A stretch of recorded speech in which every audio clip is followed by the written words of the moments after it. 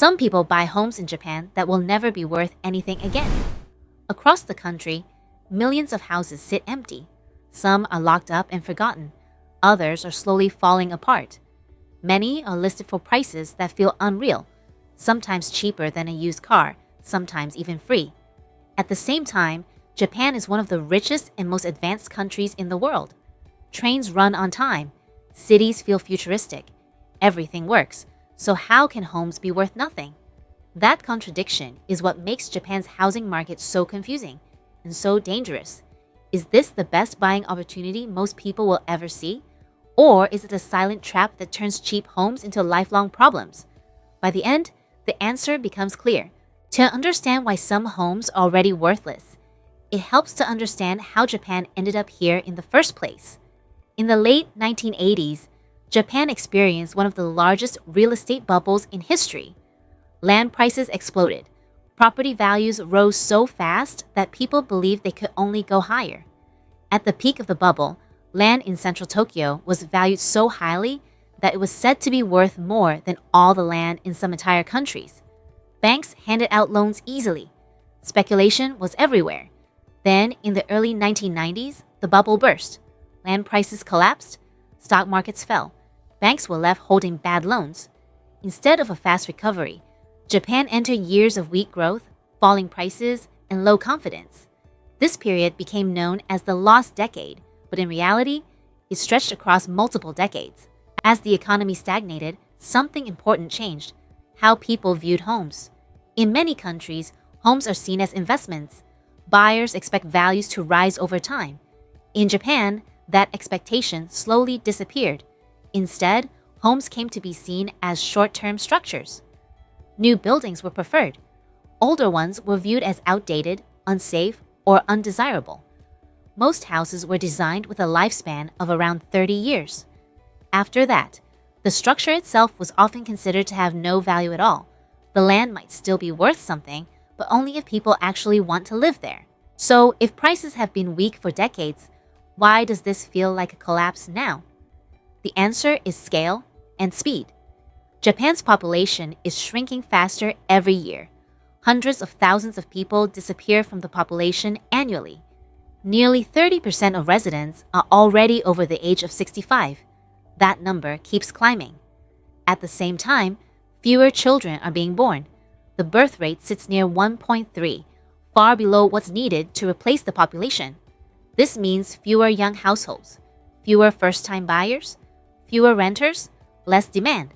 Now combine that with supply. Japan has an estimated 9 million vacant homes, known as Akiya. These are not just empty houses in remote villages.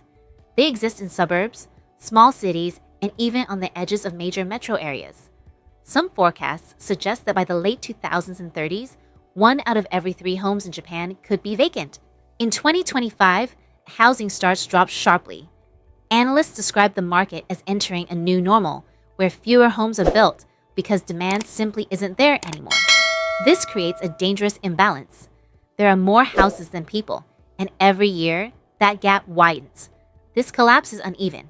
Major cities still attract jobs, students, and renters. Apartments near train stations continue to see demand, but step outside those areas, and the story changes fast. In many towns, when owners pass away, heirs walk away. They don't want the house, they don't want the responsibility. Sometimes they don't even live in Japan.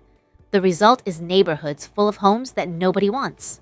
With prices this low, it feels almost impossible to lose money. That's where the temptation begins. Some homes sell for just a few $1,000s. Others are transferred for free, as long as the buyer agrees to take responsibility. Local governments, desperate to revive shrinking towns, sometimes offer subsidies to renovate vacant homes. On the surface, it looks like an incredible opportunity. Buyers imagine turning old houses into vacation homes. Others think about guest houses or short-term rentals. Some see a future in senior housing, assisted living, or barrier-free apartments as the population ages. Compared to housing prices in most developed countries, Japan looks like a time machine, prices from decades ago. This is why people call it a once-in-a-lifetime deal. It feels like getting in before the rest of the world realizes what's happening. But this is where many buyers stop thinking too early. Cheap homes feel safe, but in Japan, cheap often means unwanted.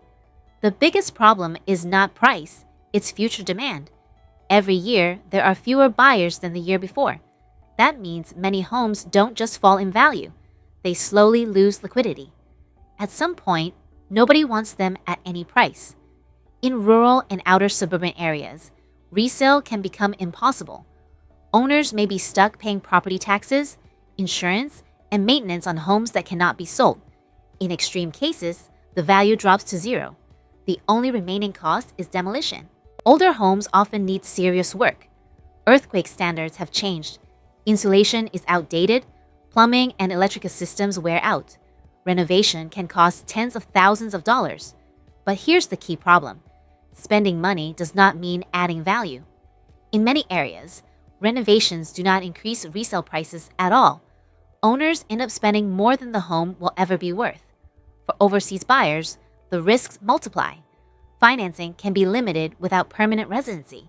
Managing a property from another country turns small problems into major expenses.